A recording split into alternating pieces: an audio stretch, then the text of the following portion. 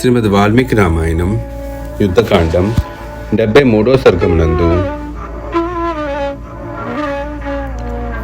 విషాదగ్రస్తుడై ఉన్న రావణుని ఓదార్చి ఇంద్రజిత్తు సమరభూమియందు ప్రవేశించుట,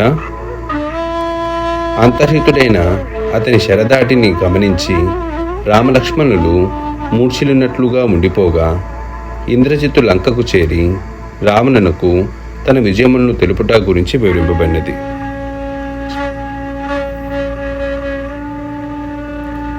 పిమ్మట ప్రాణములతో బయటపడిన రాక్షసులు రణరంగమున దేవాంతకుడు, త్రిశిరుడు, అతికాయుడు మున్నగు యోధుల మృతిని గూర్చి వెంటనే రావణునకు నివేదించిరి.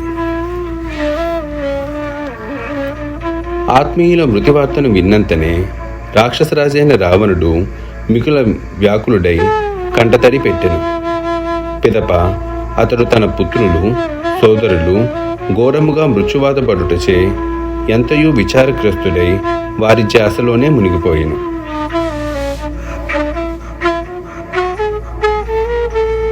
ఇట్లు దీనుడై శోకసముద్రమున మునిగియున్న రాజును చూచి అతని కుమారుడు, బ్రతుకుల్లో శ్రేష్ఠుడు అయిన ఇంద్రజిత్తు అతనితో ఇట్లు వచించెను. తండ్రి రాక్షసరాజా, ఈ ఇంద్రజిత్తు బ్రతికి ఉండగా నీవు ఈ విధముగా వ్యాకుల పడుట ఏమాత్రమూ తగదు. కథన రంగమున ఈ ఇంద్రజిత్తు యొక్క బాణముల తాటికి గురైన వాడు ఎవడును ప్రాణములతో మిగులుట కల్లా. నేడే నేను రామలక్ష్మణుల ఇరువురి శరీరములపై వాడి అయిన నా శరపరంపరతో దెబ్బతీసెదను. నా బాణముల తాటికి వారి దేహములు చిన్నాభిన్నములగును. అంతేకాదు, ఆ ఇరువురును ప్రాణములను కోల్పోయి నేల కొరుకుట తథ్యము. ఈ దృశ్యమును నీవు చూతువు కాక. ఇంద్రుని జయించిన నా ఈ దృఢమైన ప్రతిజ్ఞను వినుము. నేడే రామలక్ష్మణులను అమోఘములైన నా శరములకు బలి ఇచ్చేదను. నా ప్రయత్నమునకు విధి కూడా తోడ్పడును. నాడు బలచక్రవర్తి యొక్క యజ్ఞవేదిక యందు విష్ణువు వలె నేడు సాటిలేని నేను తీవ్ర పరాక్రమమును ప్రదర్శించెదను. దానిని ఇంద్రుడు, యముడు, ఈశ్వరుడు, సాధ్యులు, అశ్విని దేవతలు, అగ్నిదేవుడు, సూర్యచంద్రులు దర్శించెదరు.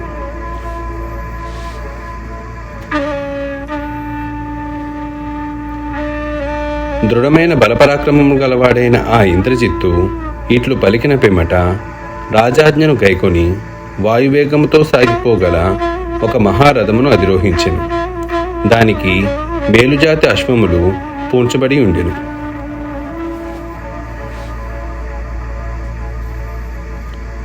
శత్రువులను అదుపు చేయగల మహా తేజస్వియోగు ఇంద్రజిత్తు సూర్యరథముతో సమానమైన తన రథముపై వెంటనే సమరభూమికి బయలుదేరాను.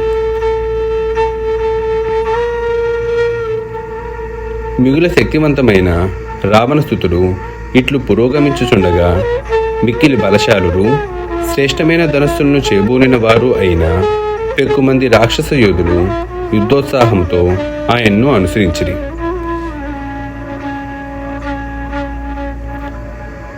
ఇంద్రజిత్తు యొక్క అనుచరుల్లో కొందరు మదపుటేనుగులపైనను, మరికొందరు మేరుజాతి అశ్వముల మీదను ఎక్కి ఈటెలు, ఇనుప గుదియలు, ఖడ్గములు, గండ్రగొడ్డళ్ళు, గదలు మున్నగు ఆయుధములను ధరించి ఉండిరి.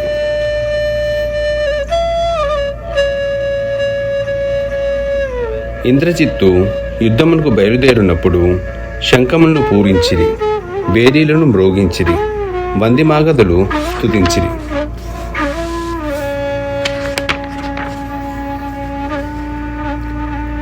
శత్రుసూదనుడైన ఆ రావణుని సుతుడి రథముపై గల శ్వేతఛత్రము శంఖము వలె, చంద్రుని వలె ఆహ్లాదకరముగా శోభిల్లుచుండెను.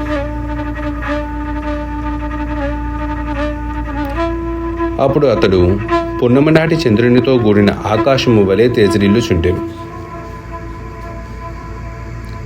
వీరుడు, ధనుర్ధారుల్లో శ్రేష్ఠుడు అయిన ఇంద్రజిత్తునకు ఇరుపార్శ్వములా చేరి పరిచారకులు బంగారు దండములతో, శలాకలతో ఒప్పుచున్న వింజామరులను చేబూని అతన్ని సేవించుచుండిరి.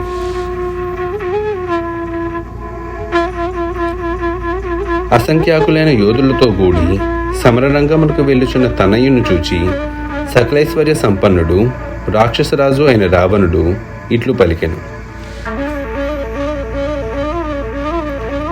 కుమారా, నీవు సాటిలేని వీరుడవు, సురరాజైన ఇంద్రుని సైతము జయించిన వాడవు. ఇంకా అలవోకగా తిరస్కరింపదగిన మానవ మాతృడగు రాముని చంపుట నీకొక లెక్కయ్యా? ఈ విధంగా ఆ రాక్షస ప్రభువు తన సుతునకు మహాశీస్సులను అందించెను. సూర్యుని తేజస్సులను విరచిమ్ముచున్నవాడు నిరుపమాన యోధుడు అయిన ఇంద్రజిత్తుచే లంకా నగరము భాస్కరుని కాంతులతో విరాజిల్లుచున్న గగనము వలె అలరారుచుండెను.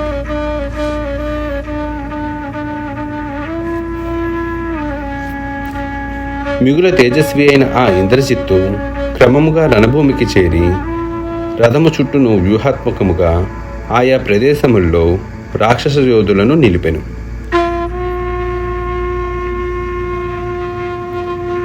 అగ్నిదేవుని వలె తేజసంపన్నుడైన ఆ రాక్షస శ్రేష్ఠుడు మంత్రపూర్వకముగా విద్యుక్తముగా అగ్నికి ఆహుతులను సమర్పించెను. ప్రతాపశాలి అయిన ఆ రాక్షస ప్రముఖుడు పూలమాలలు, సుగంధములు మొదలగు వాటితో చేర్చి పేలాలు మున్నగు హోమద్రవ్యములను అగ్నికి ఆహుతిగా సమర్పించెను. ఆ సమయమున అతడు శరములను పరిస్తరణములుగా ఎర్రని వస్త్రములను ఇనుపస్రువమును ఉపయోగించెను. అతడు యుద్ధభూమి యందు అగ్ని చుట్టూను పరిస్తరణములను చిన్న ఈటెలను పరిచి సజీవంగానున్న నల్లని మేక యొక్క కంఠమును పట్టుకొనెను. పిదప దానిని అగ్నికి ఆహుతిగా ఇచ్చెను. అప్పుడు పొగలేని అగ్నిజ్వాలలు ఒక్కసారిగా ప్రజ్వలించినవి. అందు విజయ సూచకములైన చిహ్నములు గోచరించినవి. అంతటా అగ్నిదేవుడు మేలిమి బంగారు ఆభరణములను ధరించి ప్రదక్షిణాపూర్వకంగా తిరుగుచున్న జ్వాలలు గలవాడై స్వయంగా వచ్చి ఆ ఆహుతిని స్వీకరించెను.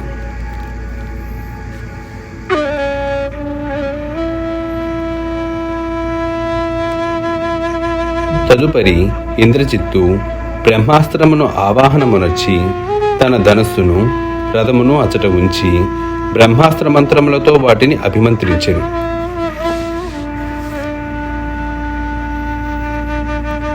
ఆ రావణసుతుడు అగ్నికి హవిస్సులను సమర్పించుచు బ్రహ్మాస్త్రమును ఆహ్వానించుచున్నప్పుడు సూర్యచంద్రులు, నక్షత్రములు, అంతరిక్షమును గల ఇతర ప్రాణులు భీతికి లోనయ్యెను. అగ్నివలే తేజోమూర్తియు, మహేంద్రుని వలె మిక్కిలి ప్రభావశాలియు, అద్భుతమైన మంత్రశక్తి గలవాడును అయిన ఇంద్రజిత్తు తన అగ్ని కార్యములు పూర్తయిన పిమ్మట ధనుర్బాణములతో, ఖడ్గములతో, రథాశ్వములతో, సారథితో సహా కూడి ఆకాశమునకు ఎగిరి అంతర్ధానమాయెను.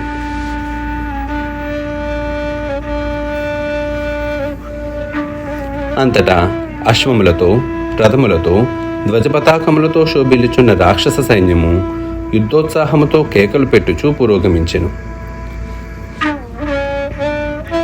ఆ రాక్షస సైనికులు వేగముగా సాగిపోగలవి, చక్కగా అలంకరింపబడినవి అయిన చిత్ర విచిత్రములకు పెక్కు బాణములతోడను, ఇనుప గుదియలతోడను, అంకుశములతోడను సమరరంగమున వానర యోధులను దెబ్బతీసిరి. అంతట క్రోధమూర్తి అయి ఉన్న ఇంద్రజిత్తు రాక్షస వీరులను చూసి, వీరులారా, వానర యోధులను చావుకొట్టుటకై రెట్టింపు ఉత్సాహంతో యుద్ధము చేయుడు అని వారిని ప్రోత్సహించెను.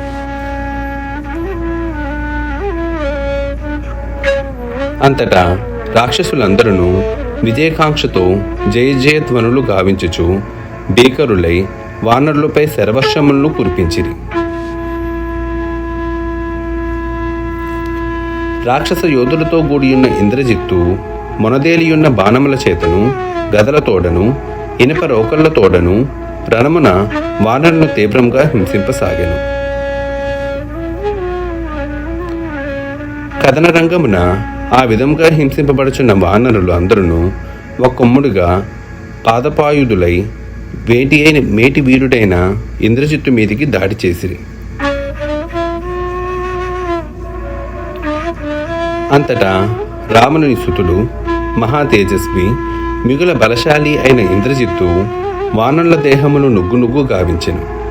ఇంకనూ అతడు మికిలి ఆవేశపూరితుడై ఒక్క బాణము తోడను వరుసగా 5 7 9 శరముల తోడను కపియోధులను ఛేదించెను.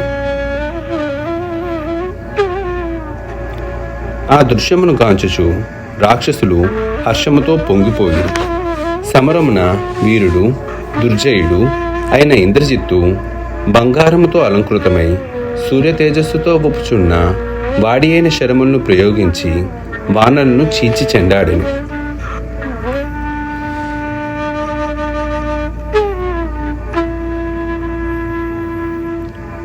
వానరులెల్లరును ఇంద్రజిత్తు శరముల దాటికి ఎంతయూ దెబ్బతిని మిగుల గాయపడిరి. వారు దేవతలచే కొట్టబడిన రాక్షసుల వలె రణభూమిపై పడిపోయిరి. క్రమముగా వానరులు తేరుకొనిరి. అనంతరము సూర్యుడు తన వాడి కిరణముల చేతవలే ఇంద్రజిత్తు తన నిశిత శరములచే తమను తపింపచేయుచుండగా కపివరులు మిగుల క్రుద్ధులై సమరభూమి యందు అతని మీదికి విజృంభించిరి. కానీ తరువాత ఇంద్రజిత్తు యొక్క శరముల ప్రభావమునకు వానరుల దేహములు చిన్నాభిన్నములై నెత్తురు కారుచుండెను. వారి మనస్సులు వ్యాకులత చెందెను. అందులకు వారు విధులేక వెనుదిరిగి పారిపోయిరి. అయితే పిమ్మట వారు రామకార్యము కొరకు ప్రాణాలను అర్పించుటకైనను సిద్ధపడి కేకలు పెట్టుచు పెద్ద పెద్ద శిలలను ఆయుధములుగా కొని యుద్ధభూమి యందు ఆ నిశాచరుని ఎదుర్కొనుటకు ముందునకు సాగిరి.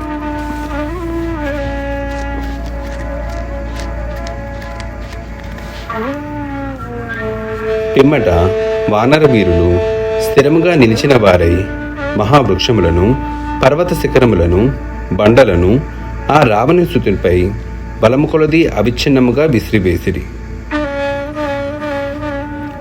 అంతటా మహా తేజస్వి యుద్ధవీరుడు అయిన ఇంద్రజిత్తు ప్రాణములను తీయగల వృక్షములు పెద్ద పెద్ద బండలు పర్వత శిఖరములు పరంపరగా తన మీదకి వచ్చుపడుచుండటను గమనించి వాటిని తన ఆయుధములతో నివారించెను. తదుపరి యుద్ధమున సమర్థుడైన ఆ నిశాచరుడు అగ్నితుల్యములై విషసర్పములతో సమానములగు తన శరములచే వానర సైన్యములను చిత్తు గావించెను. అతడు తీవ్రమైన 18 బాణములతో గంధమాదుని దెబ్బతీసెను. పిదప దూరముగానున్న నలుని 9 శరములతో కొట్టెను. తదుపరి ఆ మహావీరుడు 7 బాణములతో మైందుని ఆయువు పట్టులను ఛేదించెను. రణమున 5 శరములతో గజునిపై దెబ్బతీసెను. పిమ్మట ఇంద్రజిత్తు 10 బాణములతో జాంబవంతుని 30 శరములతో నీలుని కొట్టెను. తదుపరి దైవదత్తములైన తీక్షణములైన ఘోర శరములతో సుగ్రీవుని వృషభుని అంగదుని ద్వివుదుని సొమ్మశీల చేసెను. పిదప అతడు ప్రళయకాలాగ్ని వలె క్రుద్ధుడై పిచ్చి ఆవేశముతో ఎక్కువ బాణములను ప్రయోగించి ఇతర వానర ప్రముఖుల ప్రాణములు అన్నుబట్టున్నట్లు చేసెను. అనంతరము అతడు ఆ మహాసమరమునందు సూర్య తేజస్సుతో ప్రకాశించుచు శీఘ్రముగా సాగిపోగల పొదునైన శరములతో వానరసేనను మదించి వేసెను.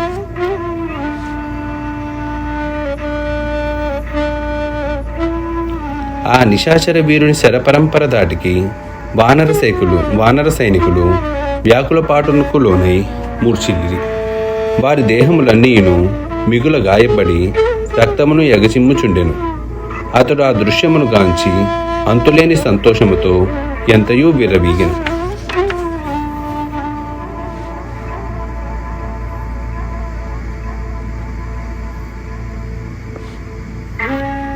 ఇంకను మహా తేజస్వి రావణుని కుమారుడు, మహావీరుడు, దైవదత్తమైన బలము గలవాడు అయిన ఇంద్రజిత్తు ఖడ్గాతికములైన అస్త్రములను శస్త్రములను ప్రయోగించి వానరసేలను త్వరగా మర్దించెను.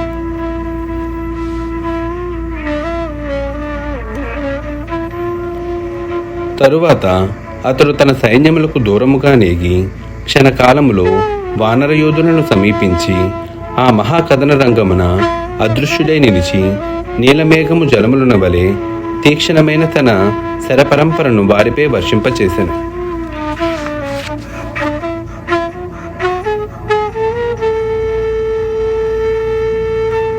పర్వత ప్రమాణముల్లోనున్న ఆ వానర వీరుల శరీరములు ఇంద్రజిత్తు యొక్క బాణముల తాటికి శిథిలములయ్యెను.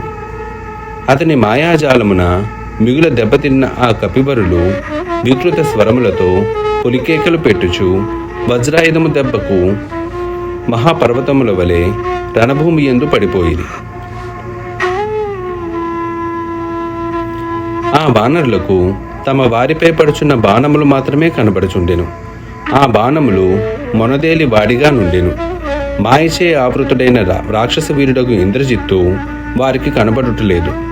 అనంతరము రాక్షస గణములకు నాయకుడును మిగుల బుద్ధిశాలియు అయిన ఆ రావణసుతుడు వాడి అయిన మొనదేలి సూర్యకిరణములపై ప్రకాశించుచున్న బాణ పరంపరచే సమస్త దిక్కులను కప్పివేసెను. అంతట వానర వీరులు దిక్కుతోచక విషాదగ్రస్తులైరి.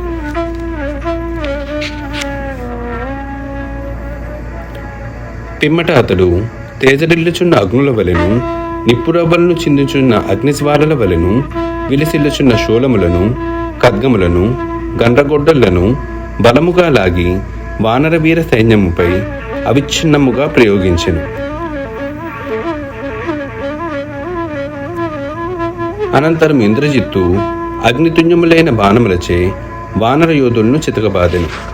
అప్పుడు రక్తసిక్త దేహములతో ఆ కపివరులు ఎరుపు వన్నెతో ఒప్పుచు పూర్తిగా వికసించిన పువ్వులు గల మోదుగు వృక్షముల వలె వెలిసిల్లిరి.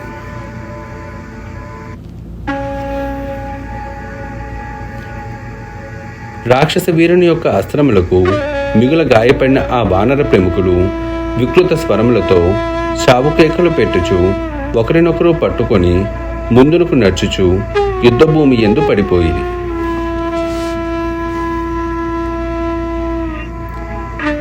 ఇంద్రజిత్తు ఉనికిని తెలుసుకొనుటకై ఆకాశం వైపు చుచ్చుచున్న కొంతమంది వానరులు ఆ నిశాచుని బాణములకు కన్నులు దెబ్బతినుటచే చూపు తగ్గిపోయిన వారై పరస్పరము ఆలంబనము కొరకు ప్రయత్నించుచు క్రింద పడిరి.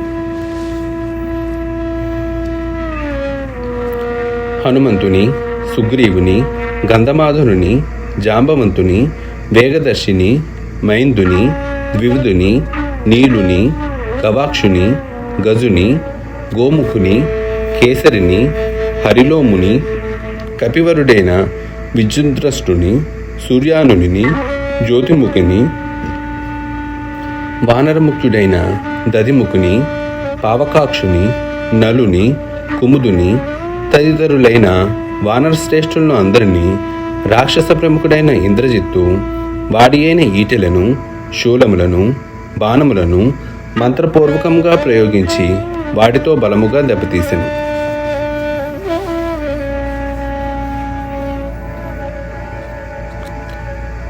ఆ నిశాచరుడు ఇంకనూ మిగిలియున్న కపి ప్రముఖులను గదాదుల తోడను బంగారు పుంకములు గల బాణముల తోడను చీల్చి చెండాడెను. పిదప సూర్యకిరణముల వలె తేజోవంతములైన బాణములను రామలక్ష్మణులపై కురిపించెను.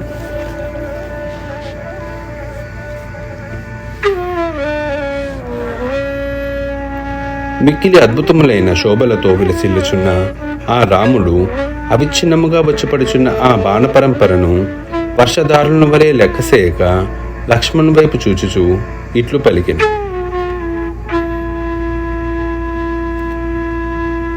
లక్ష్మణ, ఇంద్రునికి శత్రువైన ఈ రాక్షస ప్రముఖుడు శత్రుభయంకరమైన వానర సైన్యమును పడగొట్టెను. పిమ్మట అతడు మనపై దెబ్బతీయుటకు పూనుకొని ఉన్నాడు. అతడు మిగుల బుద్ధిశాలి, బ్రహ్మ నుండి వరములను పొందినాడు. భయంకరమైన తన రూపము కనబడకుండా ఆకాశమును నిలిచియున్నాడు. శస్త్రాస్త్ర సన్నాహములతో అంతర్హితుడై యుద్ధమునకు సిద్ధమైన ఆ ఇంద్రజిత్తును వధించుట ఎట్లు? సూక్ష్మబుద్ధి గల లక్ష్మణ, ఈ అస్త్రము బ్రహ్మదేవునికి సంబంధించినది. దీని మూలకారకుడు అతడు. పూజ్యుడైన ఆ పరమేష్టి శక్తి సామర్థ్యములు ఊహలకు అందనివి అని నేను తలంచుచున్నాను.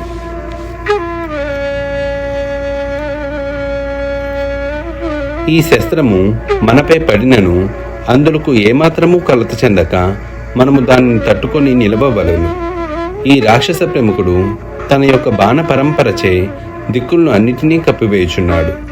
అందువలన వానర వీరులందరూ భూమిపై పడిపోయిది. కావున వానర సైన్యం అంతయును శోభావిహీనమై ఉన్నది.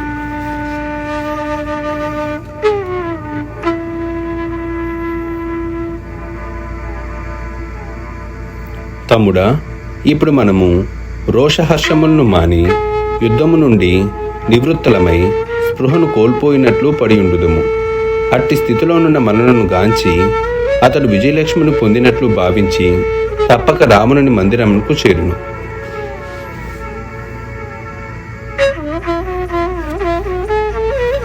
పిమ్మట వారు ఉభయులను ఇంద్రజిత్తు యొక్క బాణ పరంపరచే పీడింపబట్టినట్లుగా మనసులు కొనిది.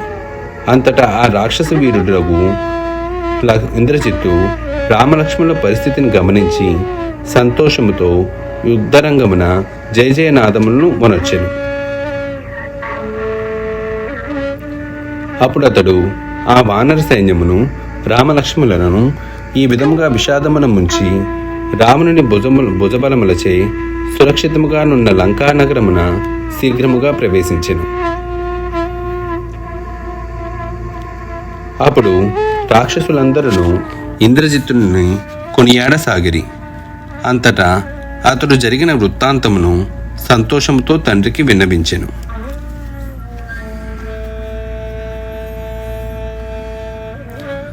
వాల్మీకి మహర్షి విరచితమై ఆదికావ్యమైన శ్రీమద్ రామాయణం నందరి యుద్ధకాండమునందు 73వ సర్గము సమాప్తం.